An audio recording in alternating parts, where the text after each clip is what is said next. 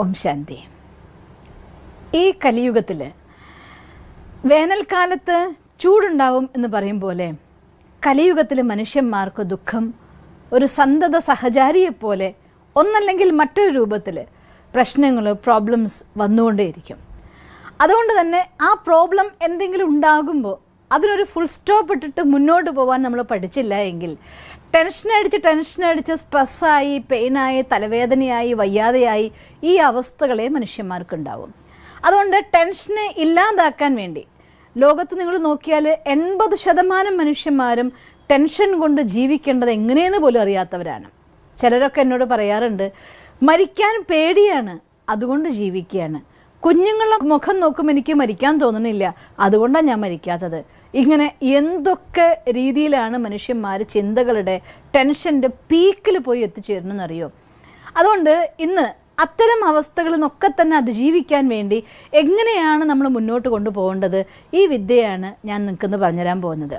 ഒന്നാമത്തെ കാര്യം നമുക്ക് മനസ്സിലാക്കേണ്ടത്, എല്ലാ മനുഷ്യന്മാർക്കും ഈ ഭൂമിയിൽ ജനിച്ചു വന്നപ്പോൾ ഓരോ കല, ഒരു സ്പെഷ്യാലിറ്റി അവർക്കുണ്ടായിരിക്കാം.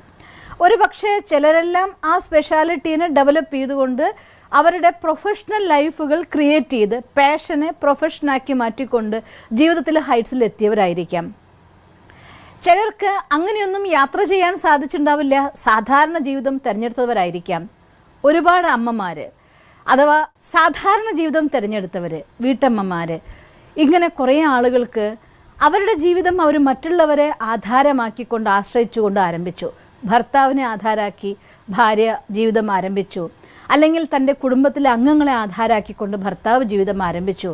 അങ്ങനെ മുന്നോട്ട് കുറച്ചു കാലം പോയി കഴിയുമ്പോൾ അതിനുള്ളിലുണ്ടാവുന്നതായിട്ടുള്ള പ്രഷറും ടെൻഷനും സംബന്ധങ്ങളിലെ സംഘർഷങ്ങളും സാമ്പത്തികമായിരിക്കുന്ന പ്രശ്നങ്ങളും എല്ലാം കൊണ്ട് വരിഞ്ഞു മുറുകി ജീവിതം മുന്നോട്ട് കൊണ്ടുപോകാൻ പറ്റാത്ത ഒരു ഒരവസ്ഥ ഉണ്ടാവുന്നവരാണ് അധികവും ഇങ്ങനെയെല്ലാം സംസാരിക്കുന്ന ആളുകൾ.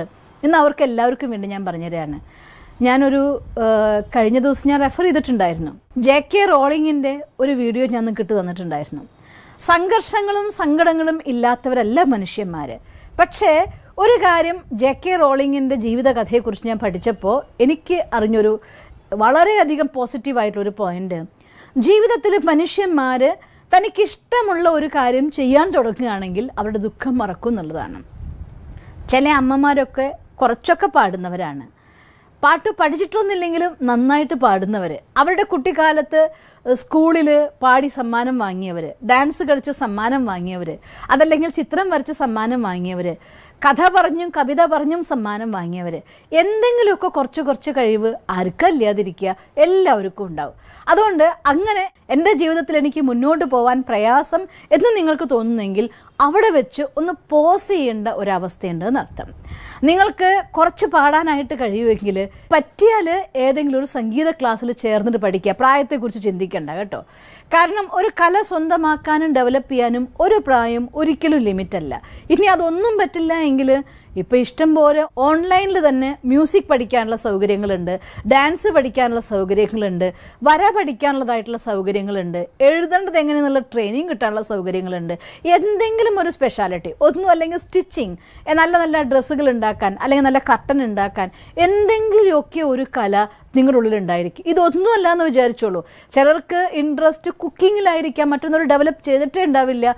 ആയിക്കോട്ടെ, നല്ല നല്ല അച്ചാറുകൾ ഉണ്ടാക്കി, നല്ല സ്വീറ്റ്സ് ഉണ്ടാക്കി, നിങ്ങളുടേതായിരിക്കുന്ന ഒരു ചെറിയ ഡെവലപ്മെൻറ്റും അതിനുവേണ്ടി സമയം കണ്ടെത്തുകയും അതിനെ പതുക്കെ നിങ്ങൾ പ്രൊഫഷനിലേക്ക് ഡെവലപ്പ് ചെയ്യുകയും ചെയ്യാൻ നോക്കിയാലുണ്ടല്ലോ, നിങ്ങൾക്ക് അറിയാതെ നമ്മൾ ഇഷ്ടമുള്ള ഒരു കാര്യം ചെയ്യുമ്പോൾ നമ്മുടെ ശരീരത്തിനുള്ളിൽ കുറേ പോസിറ്റീവ് എനർജി ക്രിയേറ്റ് ചെയ്യപ്പെടും. ഞാൻ ഇഷ്ടമുള്ള ഒരു കാര്യം ചെയ്യുമ്പോൾ അതിലങ്ങ് മുഴുകിക്കഴിഞ്ഞാൽ തന്നെത്താൻ അത്രയും സമയം നമ്മുടെ സങ്കടം നമ്മൾ മറന്നു പോകും. അത് കഴിഞ്ഞ് പിന്നെ ആ എനർജിയിൽ പിന്നെ രണ്ടാമത് വരുമ്പോഴുണ്ടല്ലോ അതൊരു ലിമിറ്റ് വരും. ഏറ്റവും നല്ലൊരു മെത്തേഡാണ് മെഡിറ്റേഷൻ, ഈശ്വരന് കത്തെഴുതൽ. എന്നാൽ കുറേ ആളുകൾക്ക് മെഡിറ്റേഷനിൽ ആഴത്തിൽ പോകാൻ പറ്റുന്നില്ല മനസ്സിൻ്റെ ഭാരം കൊണ്ട്. ഈശ്വരന് കത്തെഴുതിയിട്ടും മനസ്സിൻ്റെ ഭാരം കുറയ്ക്കാൻ പറ്റുന്നില്ല. എന്നാൽ നിങ്ങൾക്ക് നന്നായിട്ട് പാടുന്നവരാണെങ്കിൽ നിങ്ങളൊരു കാര്യം ചെയ്തോളൂ, ആരും കേൾക്കണ്ട, വാതിലൊക്കെ അടച്ചിട്ട് നിങ്ങളുടെ റൂമിൻ്റെ ഉള്ളിൽ നിന്നിട്ട് കുറച്ച് സമയം, ഒരു 10 മിനിറ്റ് നേരം ഇഷ്ടമുള്ള 3-4 പാട്ടങ്ങ് പാടി നോക്കിയാൽ നിങ്ങൾ സ്വാഭാവികമായിട്ട് നിങ്ങൾ നോക്കിക്കോളൂ. അത്രയും കഴിയുമ്പോൾ മനസ്സിൻ്റെ ഭാരമൊക്കെ എവിടെയോ പോയ പോലെ തോന്നും. ചിലർക്ക് വളരെ സങ്കടം വരുന്ന സമയത്ത് മെലഡി ആയിട്ടുള്ള പാട്ടുകൾ കേൾക്കുമ്പോൾ ഒപ്പം കണ്ണീരൊക്കെ ഒഴുകിയിരിക്കും. ആയിക്കോട്ടെ, 2 പാട്ടിൽ നിങ്ങൾ കരയായിരിക്കും, 3ാമത്തെ പാട്ടിൽ കണ്ണീർ അവിടെ അവസാനിക്കും. 3ാമത്തെ പാട്ട് തൊട്ട് നന്നായി പാടാൻ തുടങ്ങും. ഇനി അല്ലെങ്കിൽ തന്നെ ഹാപ്പിനെസ് ക്രിയേറ്റ് ചെയ്യുന്ന പാട്ടിലേക്ക് നോക്കുക. പാടുമ്പോൾ ആരും കേൾക്കാതിരിക്കുന്ന പാടണം നിങ്ങൾ ആഗ്രഹിക്കുന്നുണ്ടോ? പാട്ട് ഉറക്കെ വെച്ചോ, എന്നിട്ട് കൂടെ പാടിക്കോ, എന്നാലും കുഴപ്പമില്ല. പക്ഷേ ഇങ്ങനെ ഒരു കാര്യം നമ്മൾ ചെയ്യുമ്പോൾ ഞാൻ ഒരുപാട് പേരുടെ ലൈഫിൽ ഇത് ഇംപ്ലിമെൻ്റ് ചെയ്ത് നോക്കിയിട്ടുണ്ട്. ആ സമയത്ത് ഹൈ സ്ട്രെസ് അനുഭവിക്കുമ്പോൾ കുറച്ചൊന്ന് മൂളാനെങ്കിലും കഴിവുള്ളവർ ഇങ്ങനെ പാട്ടിട്ട് കൂടെ മൂളുമുണ്ടല്ലോ, അത്രയും മിനിറ്റ്സ് അവരുടെ മനസ്സ് ഭയങ്കര ഹാപ്പിനെസ് ആയിട്ട് എൻജോയ് ചെയ്യാൻ തുടങ്ങും. അത് കഴിയുമ്പോൾ ആ ഒരു ദുഃഖത്തിൻ്റെ ഭാരം കുറയും. എന്നിട്ട് നിങ്ങൾ മെഡിറ്റേഷൻ ചെയ്തിട്ടോ ഈശ്വരന് കത്തെഴുതി ഭാരം ഇല്ലാതാക്കി മെഡിറ്റേഷൻ ചെയ്ത് എനർജി നിറയ്ക്കാൻ നോക്ക്. വളരെ ഈസി ആയിട്ട് പറ്റും. അപ്പം അതുകൊണ്ട് ഇഷ്ടമുള്ള എന്തെങ്കിലും കാര്യത്തിൽ ജെ.കെ. റോളിങ്ങിൻ്റെ ജീവിതകഥ ഞാൻ നിങ്ങൾക്ക് പറഞ്ഞു തന്നപ്പോൾ പറഞ്ഞിരുന്നു, എഴുതാൻ തുടങ്ങിക്കഴിഞ്ഞാൽ അതിൽ സ്വയം മറക്കുമായിരുന്നു എല്ലാം. അങ്ങനെയാണ് എഴുതി അതൊക്കെ തന്നെ വലിയ നോവലാവുന്നത്. നിങ്ങൾക്കങ്ങനെ എഴുതാൻ കഴിവുണ്ട് എങ്കിൽ എന്തെങ്കിലും ഒന്ന് കുത്തിക്കുറിക്കാൻ തുടങ്ങുക. ഒരു ദിവസം കൊണ്ട് എഴുതുമ്പോൾ വലിയ എഴുത്തുകാരിയാവോ? ഇല്ല. പക്ഷേ മനസ്സിലെ ഫീലിങ്സിനൊക്കെ ആർക്കെങ്കിലും കത്തെഴുതുന്ന പോലെ, ആരോടെങ്കിലും പറയുന്ന പോലെ മനോഹരമായിട്ട് എഴുതി തുടങ്ങി നോക്കിയേ, നാളെ നിങ്ങളൊരു വലിയ എഴുത്തുകാരനായേക്കാം. അതുപോലെ തന്നെ ഡാൻസ് കളിക്കുന്നതും അതെ. എന്തെങ്കിലും രീതിയിൽ നിങ്ങൾക്കിഷ്ടപ്പെട്ട ഏറ്റവും ഇഷ്ടപ്പെട്ട കാര്യം നിങ്ങൾ കുറച്ച് സമയം ടെൻഷൻ ടു മച്ചിലേക്ക് വരികയാണെങ്കിൽ ഒന്ന് വിഡ്രോ ചെയ്തിട്ട് ആ കാര്യം ഒരു 5 മിനിറ്റ് ഒന്ന് പോയി ചെയ്തു വന്ന് നോക്കിയേ, നിങ്ങൾക്ക് ആ സമയത്തുള്ളതായിട്ടുള്ള ഹൈ സ്ട്രെസ്സിനെ ഒന്ന് റെഡ്യൂസ് ചെയ്യാനായിട്ട് സാധിക്കും. പിന്നെ സമയമെടുത്ത് മെഡിറ്റേറ്റ് ചെയ്ത് ഈശ്വരന് കത്തെഴുതി മനസ്സിനെ ചാർജ് ചെയ്യാനും പറ്റും. അതുകൊണ്ട് ഇതൊരു സിമ്പിൾ ടെക്നിക്കാണ്. പാടുകയാണെങ്കിലും ആടുകയാണെങ്കിലും വരയ്ക്കുകയാണെങ്കിലും വായിക്കുകയാണെങ്കിലും എഴുതുകയാണെങ്കിലും നിങ്ങൾക്ക് ഇഷ്ടമുള്ളതായിരിക്കുന്ന ജോലി എന്താണോ അത് ചെയ്യുക. ഇനി കുക്കിംഗ് എന്ന ഒരു വരദാനം കിട്ടിയ ആളുകളാണെങ്കിൽ ടേസ്റ്റി ആയിട്ട് അച്ചാറൊക്കെ ഉണ്ടാക്കുമെങ്കിൽ ദിവസം ഒരു 2-3 മണിക്കൂർ സമയം നിങ്ങൾക്ക് ഇഷ്ടമുള്ള ഒരു പ്രൊഫഷന് വേണ്ടി മാറ്റി വയ്ക്കുക. അതിനൊക്കെ ചെറുതായിട്ട് സെയിൽ ആരംഭിക്കും. നാളെ വലിയൊരു അച്ചാർ കമ്പനിയുടെ ഓണറായിട്ട് നിങ്ങൾ മാറില്ലെന്ന് ആർക്കറിയാം? ഒരുപാട് സ്വീറ്റ്സിൻ്റെ വലിയ ബേക്കറി നിങ്ങൾക്ക് തുടങ്ങാൻ പറ്റില്ലെന്ന് ആർക്കറിയാം? ചെറുതായി തുടങ്ങുന്നതെല്ലാം വലിയ ഡ്രീംസിലേക്ക് ചെന്നെത്തുക തന്നെ ചെയ്യും. അതുകൊണ്ട് നിങ്ങൾക്കുള്ള കലേനെ സ്റ്റിച്ചിങ് ആണോ, ചെറുതായിട്ട് ഒരു മെഷീൻ വെച്ച് തുടങ്ങൂ, 2 പേരെയും കൂടെ കൂട്ടൂ, അതിനുവേണ്ടി സെയിൽ കണ്ടെത്തൂ. അപ്പോൾ നമ്മളൊരു കാര്യത്തിലേക്ക് കോൺസെൻട്രേറ്റ് ചെയ്ത് എനിക്ക് ചെയ്തു തീർക്കേണ്ട എൻ്റെ മേഖല എന്നൊന്നുണ്ട് എങ്കിൽ സ്വാഭാവികമായിട്ടും അവിടെ നമ്മൾ ടൈം സ്പെൻഡ് ചെയ്യുമ്പോൾ സ്ട്രെസ്സ് തന്നെത്താനായിട്ട് കുറയും. പിന്നെ ആ സ്ട്രെസ് ഉണ്ടാവാതിരിക്കാൻ ഇങ്ങനെ സമയം കണ്ടെത്തണമെങ്കിൽ എന്ത് വേണം? ടൈം മാനേജ് ചെയ്യാൻ വേണം. അതുകൊണ്ട് 2ാമത്തെ ഘടകം ടൈം മാനേജ്മെൻ്റ് ആണ്. സമയം ഇല്ല എന്ന് മാത്രം പറയരുത്. സമയം ഉണ്ടാക്കാൻ നമുക്ക് പറ്റും തന്നെ ചെയ്യും. പക്ഷെ സമയം ഉണ്ടാക്കണം എന്ന് ഞാൻ വിചാരിക്കണം. എനിക്കിഷ്ടമുള്ള കാര്യമാവണം എന്നാൽ സമയം ഉണ്ടാക്കാൻ പറ്റും. അങ്ങനെ സമയം ഉണ്ടാക്കി കുറച്ചായിട്ട് ഡെവലപ്പ് ചെയ്ത് നോക്ക്. അതിനുവേണ്ടി ടൈം മാനേജ്മെൻറ്റ്. നമ്മൾ ഒരു ദിവസം സ്റ്റാർട്ട് ചെയ്യുന്നത് എങ്ങനെ, അതുപോലെ ഇരിക്കും ദിവസത്തിൻ്റെ ബാക്കി ഭാഗം. അവിടെ ഒരു ദിവസം തുടങ്ങുമ്പോൾ രാവിലെ ഉണർന്നാൽ ആദ്യം മെഡിറ്റേറ്റ് ചെയ്യാൻ, കുറച്ച് സമയം എക്സസൈസ് ചെയ്യാൻ, എന്തെങ്കിലും ഒരു പോസിറ്റീവായിട്ടുള്ള കാര്യം പഠിക്കാൻ വേണ്ടി, കുറച്ച് സമയം നമുക്ക് എന്തെങ്കിലും എഴുതാൻ വേണ്ടി, നമ്മുടെ പ്ലാൻ ചെയ്യാൻ വേണ്ടി, ഇന്നത്തെ എൻ്റെ ടൈം ഞാൻ ഇങ്ങനെയാണ് ഷെഡ്യൂൾ ചെയ്യുന്നത് എന്ന് വീട്ടമ്മയായ ഞാനെന്ത് ഷെഡ്യൂൾ ചെയ്യാനാണെന്ന് വിചാരിക്കരുത്. സാധാരണ ഒരു ഷോപ്പ് തുറക്കാൻ പോകണം ഞാൻ എന്ത് ചെയ്യാനാണെന്ന് വിചാരിക്കരുത്. അവിടെയും നിങ്ങൾക്ക് ഉച്ച സമയത്ത് ഒരു 10 മിനിറ്റ്സ് എനിക്ക് വേണ്ടി ഞാൻ മാറ്റിവെക്കുന്നു, ഒരു 5 മിനിറ്റ്സ് ഈവനിങ് എനിക്ക് വേണ്ടി ഞാൻ മാറ്റിവെക്കുന്നു. അങ്ങനെ നിങ്ങൾ ടൈം ഷെഡ്യൂൾ ചെയ്ത് നോക്ക്. ആ കൊച്ചു സമയങ്ങളിലൂടെ നിങ്ങൾക്ക് ഒരുപാട് സമയം കണ്ടെത്താൻ പറ്റും. പിന്നെ രാവിലെ നേരത്ത് 4 മണിക്ക് എഴുന്നേറ്റ് നിങ്ങളുടെ റൂട്ടീൻ സ്റ്റാർട്ട് ചെയ്യുമെങ്കിൽ നിങ്ങൾ അതിനേക്കാൾ കുറച്ചുകൂടെ മുന്നേ സ്റ്റാർട്ട് ചെയ്യേ. 3:30-ക്ക് സ്റ്റാർട്ട് ചെയ്യേ. 4:30-ക്കാണെങ്കിൽ 3:30 തൊട്ട് 4:30 വരെ 1 മണിക്കൂർ സമയം നിങ്ങൾക്ക് കിട്ടുമല്ലോ. നമുക്ക് വേണ്ടി സമയം കണ്ടെത്തി അതിനുപയോഗിക്കാനും ആ സമയത്ത് ഇഷ്ടമുള്ള കാര്യങ്ങളും ചെയ്യാനും വേണ്ടി നിങ്ങളൊരു ലെവൽ കണ്ടെത്തുകയാണെങ്കിൽ ഒരു സംശയവും വിചാരിക്കേണ്ട. അവിടെ നിങ്ങളുടെ പതുക്കെ നിങ്ങളുടെ ഉള്ളിൽ നിങ്ങൾ ജീവിക്കാൻ തുടങ്ങും. അതോടെ നിങ്ങളുടെ stress level, self respect develop ആവും, സ്ട്രെസ് കുറയാൻ തുടങ്ങും, ടെൻഷൻ നമുക്ക് കുറയാൻ തുടങ്ങും. പിന്നെ വേറൊരു കാര്യം കൂടെ ചെയ്യേണ്ടത്, നമുക്ക് ഡെയിലി പ്ലാനിങ് അതിനു വേണ്ടി നിങ്ങൾ ചെയ്തേ പറ്റൂ. ഒഴിവാക്കാൻ പാടില്ലാത്ത ഒന്നാണ് പ്ലാനിങ്. രാവിലെ എഴുന്നേറ്റ് നമ്മൾ ചെയ്യുന്ന കാര്യത്തിൽ നമ്മൾ പറയുന്നുണ്ട്, ഒപ്പത്തിനൊപ്പം ഞാൻ എടുത്തു പറയണം ഒന്നുകൂടെ, അന്നത്തെ കാര്യത്തിന് നോട്ട് ചെയ്യണം, രാത്രി ചെക്ക് ചെയ്യണം. ഇന്ന് ഞാൻ പ്ലാൻ ചെയ്ത പോലെ ഞാൻ പോയോ, ഇല്ലെങ്കിൽ എന്തുകൊണ്ട് പോയില്ല, ഓറലി വിടരുത്. ഞാനാണ് എനിക്ക് വേണ്ടി പ്ലാൻ ഉണ്ടാക്കിയത്. അപ്പം അതുകൊണ്ട് ഈ കാര്യം കഴിഞ്ഞില്ലായിരുന്നു ആ പണി, അതുകൊണ്ട് ആ കാര്യം ചെയ്ത് ഇത്രയും ആയിപ്പോയി, അത് ഇന്ന് പറ്റിയില്ല നാളെ ആവാം എന്ന് മാറ്റരുത്.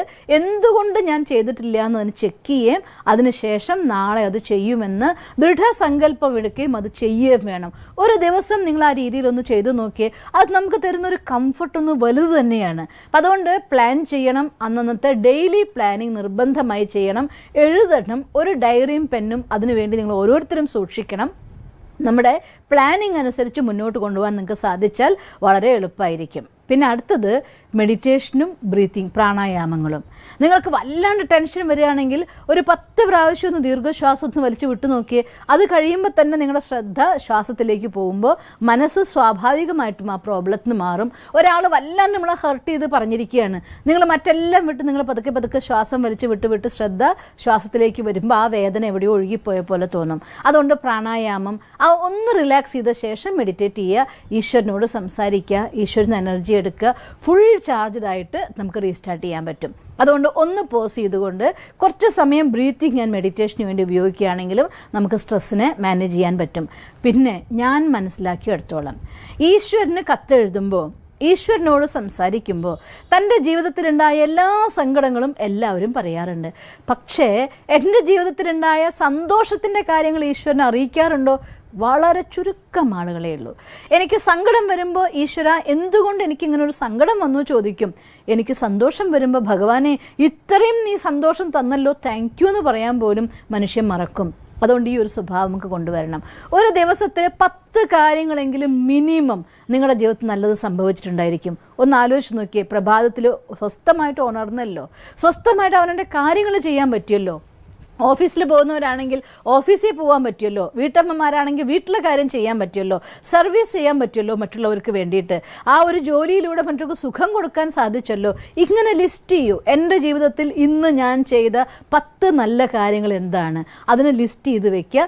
അങ്ങനെ ആ ലിസ്റ്റ് ചെയ്തിട്ട് ഇത്രയും നല്ല കാര്യങ്ങൾ ഇന്നത്തെ ഒരു ദിവസം കൊണ്ട് എൻ്റെ ജീവിതത്തിൽ സംഭവിച്ചതിന്, എനിക്ക് തന്നതിന് ഈശ്വര താങ്ക്സ് എന്ന് പറഞ്ഞ് നോക്കൂ. നിങ്ങൾ ഇത്രയും കാര്യം നമ്മുടെ റൂട്ടീൻ നിങ്ങൾ കൊണ്ടുവന്നാൽ വളരെ ഈസി ആയിക്കൊണ്ട്, സ്ട്രെസ് എല്ലാവർക്കും ഉണ്ടാവും, ടെൻഷനും ഉണ്ട് ഈ ലോകത്ത്, സ്ട്രെസ്സും ഉണ്ട് ഈ ലോകത്ത്. പക്ഷേ ഈ പുറമേ ഉള്ളതായിരിക്കുന്ന കാറ്റ്, ഇപ്പം നമ്മൾ പറയുന്നുണ്ടല്ലോ, നമ്മൾ നന്നായിട്ട് മാസ്ക് യൂസ് ചെയ്യണം, സാനിറ്റൈസർ യൂസ് ചെയ്യണം, അതുപോലെ തന്നെ എന്തും കഴുകി ഉപയോഗിക്കണം, കൈ കഴുകണം, കുറേ പ്രിക്കോഷൻസ് എടുക്കുകയാണ് നമ്മുടെ ജീവിതത്തെ കംഫർട്ടബിൾ ആയിട്ട് മുന്നോട്ട് കൊണ്ടുപോകാൻ. അതുപോലെ ഈ കുറച്ച് പ്രിക്കോഷൻസ് നമ്മുടെ മനസ്സിനെ കംഫർട്ടബിൾ ആക്കി കൊണ്ടുപോകാൻ വേണ്ടി നിങ്ങൾ ഉപയോഗിക്കുകയാണെങ്കിൽ നിങ്ങൾക്ക് നിങ്ങളുടെ ടെൻഷനെ മാനേജ് ചെയ്യാനും പറ്റും, കുറയ്ക്കാനും പറ്റും. പതുക്കെ നമ്മുടെ റെസ്പെക്റ്റിൻ്റെ ലെവൽ കൂടുന്നതിനനുസരിച്ച്, കോൺഫിഡൻസ് ലെവൽ കൂടുന്നതിനനുസരിച്ച് ജീവിതത്തിലെ ഏത് പ്രോബ്ലത്തിനും സൊല്യൂഷൻ കണ്ടെത്താൻ വിധം നമ്മൾ ഡെവലപ്ഡ് ആവും, പവർഫുൾ ആവും. നിങ്ങൾക്കങ്ങനെ സാധിക്കട്ടെ എന്ന് ഞാൻ ഈശ്വരനോട് പ്രാർത്ഥിക്കുന്നു. ഓം ശാന്തി. ദിവസം തോറും ജീവിത വിജയങ്ങൾക്ക് വെളിച്ചം വീശുന്ന പുത്തൻ വീഡിയോകൾക്കായി ഞങ്ങളുടെ യൂട്യൂബ് ചാനൽ സബ്സ്ക്രൈബ് ചെയ്യൂ. നോട്ടിഫിക്കേഷൻ ലഭിക്കുന്നതിനായി ബെൽ ഐക്കൺ ക്ലിക്ക് ചെയ്യൂ. ഒപ്പം ഞങ്ങളുടെ ഫേസ്ബുക്ക്, ട്വിറ്റർ, ഇൻസ്റ്റാഗ്രാം പേജുകൾ ഫോളോ ചെയ്യൂ. നന്ദി.